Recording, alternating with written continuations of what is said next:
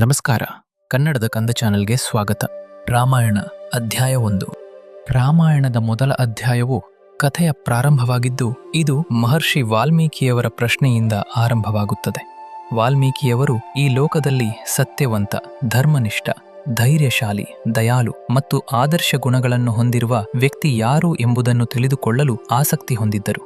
ಈ ವಿಚಾರ ತಿಳಿಯಲು ಅವರು ದೇವರ್ಷಿ ನಾರದರನ್ನು ಕೇಳಿದರು. ನಾರದರು ವಾಲ್ಮೀಕಿಯವರಿಗೆ ಅಯೋಧ್ಯೆಯ ರಾಜಕುಮಾರ ಶ್ರೀರಾಮನ ಬಗ್ಗೆ ವಿವರಿಸಿದರು. ರಾಮನು ರಾಜ ದಶರಥನ ಹಿರಿಯ ಮಗನಾಗಿದ್ದು, ಎಲ್ಲ ಉತ್ತಮ ಗುಣಗಳನ್ನು ಹೊಂದಿರುವ ಆದರ್ಶ ವ್ಯಕ್ತಿ ಎಂದು ನಾರದರು ಹೇಳಿದರು. ರಾಮನು ಸದಾ ಸತ್ಯವನ್ನು ಪಾಲಿಸುವವನು, ಧರ್ಮವನ್ನು ಕಾಪಾಡುವವನು, ದೊಡ್ಡವರ ಮಾತಿಗೆ ಗೌರವ ನೀಡುವವನು ಮತ್ತು ಎಲ್ಲರಿಗೂ ದಯೆಯಿಂದ ವರ್ತಿಸುವವನು. ನಾರದರು ರಾಮನ ಜೀವನದ ಪ್ರಮುಖ ಘಟನೆಗಳನ್ನು ಸಂಕ್ಷಿಪ್ತವಾಗಿ ವಿವರಿಸಿದರು.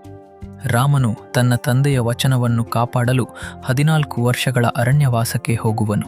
ಅವನ ಜೊತೆ ಅವನ ಪತ್ನಿ ಸೀತಾ ಮತ್ತು ತಮ್ಮ ಲಕ್ಷ್ಮಣ ಕೂಡ ಅರಣ್ಯಕ್ಕೆ ಹೋಗುತ್ತಾರೆ. ಅರಣ್ಯದಲ್ಲಿ ಅವರು ಅನೇಕ ಕಷ್ಟಗಳನ್ನು ಎದುರಿಸುತ್ತಾರೆ. ಈ ಸಮಯದಲ್ಲಿ ಲಂಕೆಯ ರಾಜ ರಾವಣನು ಸೀತೆಯನ್ನು ಅಪಹರಿಸುತ್ತಾನೆ. ಅಯೋಧ್ಯೆ ಒಂದು ದೊಡ್ಡ ಮತ್ತು ಸುಂದರ ನಗರ. ಇದು ದಶರಥ ಮಹಾರಾಜನ ರಾಜ್ಯ. ನಗರದಲ್ಲಿ ವಿಶಾಲವಾದ ರಸ್ತೆ ಮತ್ತು ದೊಡ್ಡ ಮನೆಗಳು ಇವೆ. ಎಲ್ಲೆಡೆ ಸ್ವಚ್ಛತೆ ಮತ್ತು ಸುವ್ಯವಸ್ಥೆ ಇದೆ. ಜನರು ಸತ್ಯವಂತರಾಗಿದ್ದಾರೆ ಮತ್ತು ಧರ್ಮ ಪಾಲಿಸುತ್ತಾರೆ. ಯಾರಿಗೂ ಭಯವಿಲ್ಲ. ಎಲ್ಲರೂ ಸುಖವಾಗಿ ಬದುಕುತ್ತಾರೆ. ಕಳ್ಳತನ, ಅನ್ಯಾಯ ಇಲ್ಲ. ಯೋಧರು ಶೂರರು ರಾಜ್ಯವನ್ನು ರಕ್ಷಿಸುತ್ತಾರೆ. ಜನರು ಪರಸ್ಪರ ಪ್ರೀತಿ ಮತ್ತು ಗೌರವದಿಂದ ಇರುತ್ತಾರೆ. ಅಯೋಧ್ಯೆ ಒಂದು ಆದರ್ಶ ರಾಜ್ಯ. ನಾರದರು ಈ ಎಲ್ಲ ಕಥೆಯನ್ನು ವಾಲ್ಮೀಕಿಯವರಿಗೆ ಸಂಕ್ಷಿಪ್ತವಾಗಿ ಹೇಳಿದ ನಂತರ ರಾಮನು ಹೇಗೆ ಆದರ್ಶ ವ್ಯಕ್ತಿಯಾಗಿದ್ದಾನೆ ಎಂಬುದನ್ನು ವಿವರಿಸಿದರು.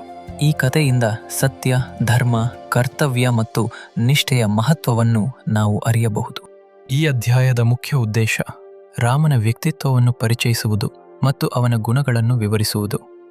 ಇದರಿಂದ ಪ್ರೇರಿತರಾದ ವಾಲ್ಮೀಕಿಯವರು ರಾಮನ ಜೀವನವನ್ನು ಕಾವ್ಯ ರೂಪದಲ್ಲಿ ಬರೆಯಲು ಪ್ರಾರಂಭಿಸಿದರು. ಹೀಗೆ ರಾಮಾಯಣ ಎಂಬ ಮಹಾಕಾವ್ಯದ ಆರಂಭವಾಗುತ್ತದೆ. ಧನ್ಯವಾದಗಳು. ಅಧ್ಯಾಯ 2 ಮುಂದಿನ ಸಂಚಿಕೆ.